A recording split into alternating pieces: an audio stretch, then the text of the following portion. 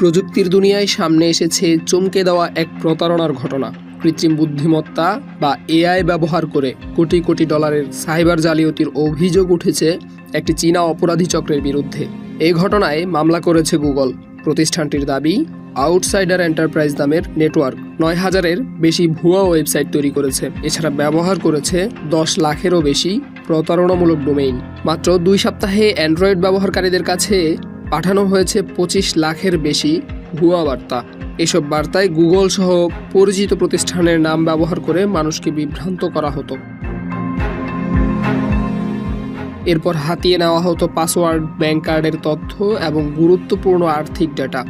গুগলের মতে এই প্রতারণায় ক্ষতিগ্রস্ত হয়েছেন বিপুল সংখ্যক মানুষ। এফবিআই জানিয়েছে ২০২৩ সালের জুলাই থেকে অন্তত ৩৮,৭০,০০০-এর বেশি ক্রেডিট কার্ডের তথ্য চুরি হয়েছে।